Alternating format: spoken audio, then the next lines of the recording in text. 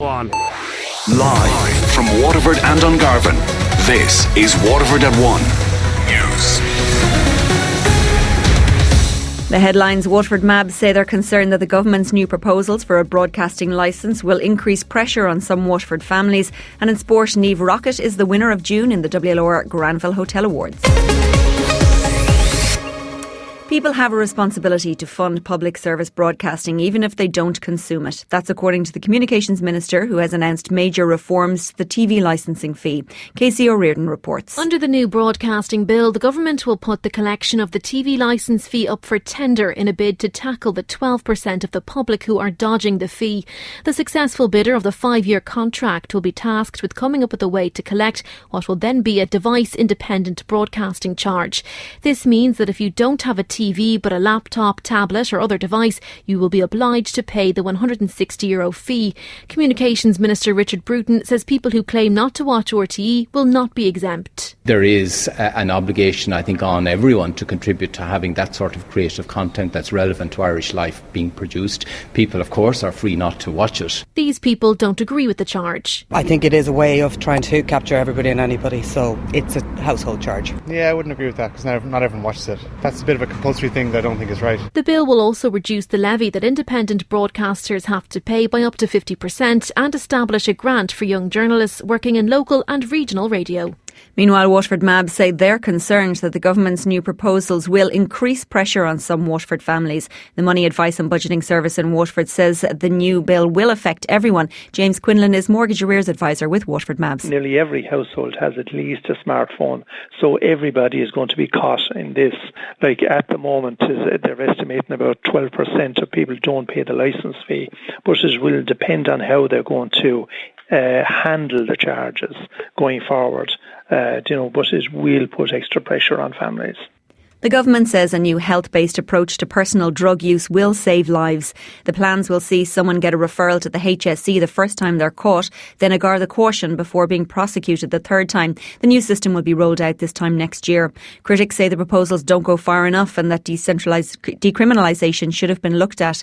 Health Minister Simon Harris insists it's the right approach. They're human beings. They deserve second chances. They deserve our support. And our health service needs to face up to its responsibility.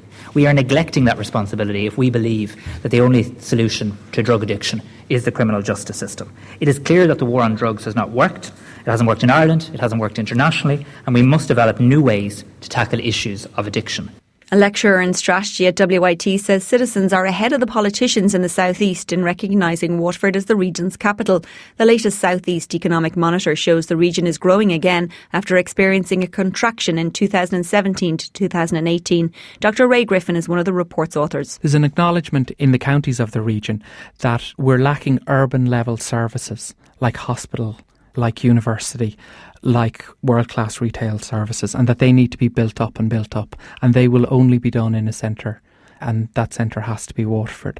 So I think that acknowledgement is there. It's definitely the analysis that drives Ireland 2040. He believes the politicians are the stumbling block. It's actually the political calculus of individual TDs in the regional counties, in Wexford, in Carlow, Kilkenny and in Tipperary, to decide that they want a university in Waterford, that they want hospital services in Waterford. That is the stumbling block. I think citizens are ahead of the politicians here in realising that 24/7 cardiac care, for example, is only going to be delivered in Waterford. The owner of an independent brewery in Waterford says it's nonsense that there's no legal definition of what craft beer is. It comes as a new report released today on International Beer Day confirms that beer is the country's most popular drink with a 45% market share. The Irish Beer Market report found that lager is Ireland's favourite type of beer, with stout in second place.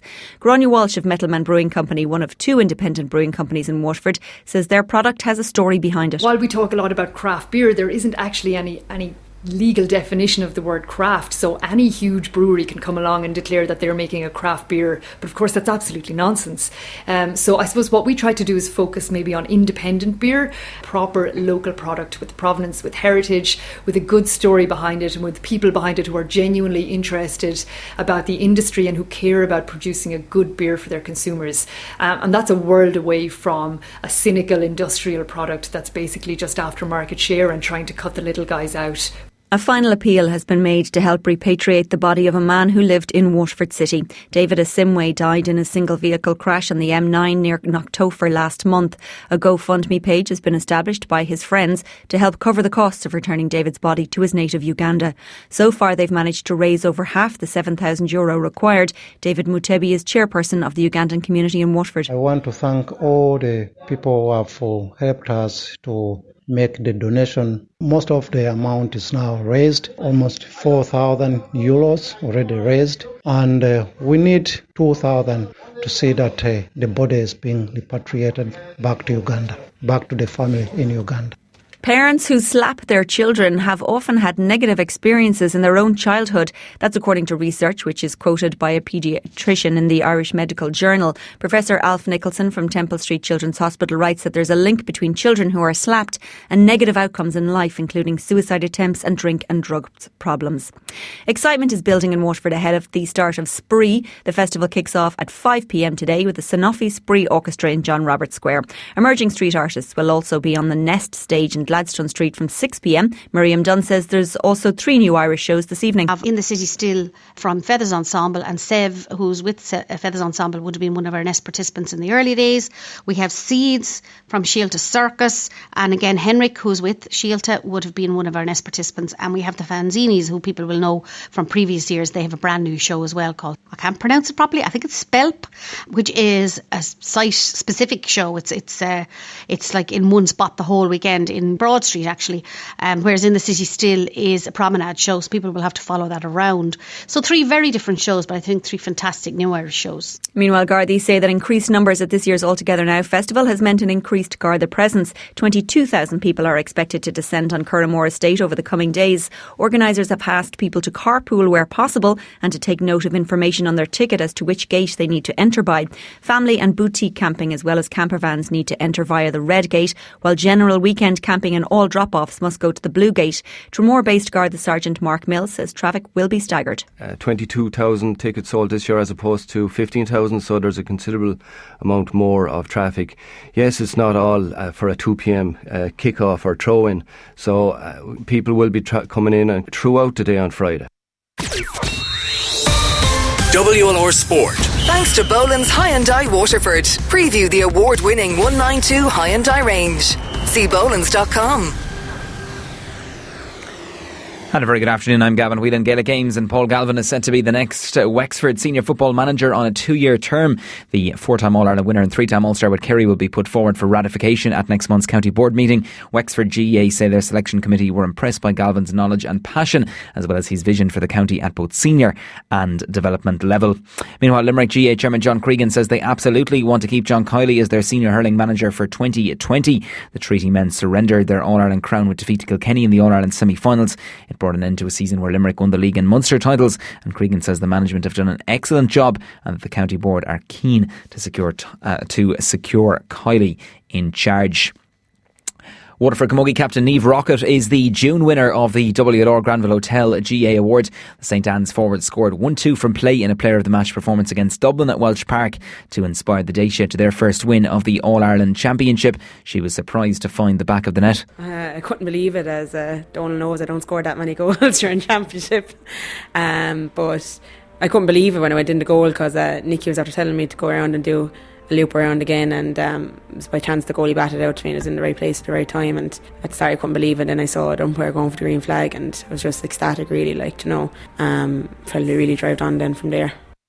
Niamh's family are her biggest supporters. Her dad and her brother both played for Waterford. Oh yeah, phenomenal support. I don't think my father's missed any match. All his side of the family being mad into hurling and GA, and I've no doubt my aunt will have it on the big screen now in our pub in Bortlaw. But no, they're really, really good. And my sisters and my brother and their kids, they all go to the games. They're at a couple of games this year already, and they're mad into GA, I suppose. And my sister plays football, and we're all very much into it, I suppose. Waterford will take on Galway in the All-Ireland quarter-finals tomorrow evening in Semple Stadium. Throw-in for that one is at 7:15. We'll have updates here on WLR, and you can hear the full interview with Niamh Rockett on this evening's Lorna Porca from 6:10 here on WLR. Tomas back in studio. We'll have a review of a very successful World GAA Games held at the WIT Arena this week. Camogie build-up with Niamh Rockett and Donal O'Rourke as well ahead of tomorrow evening's clash in Thurles.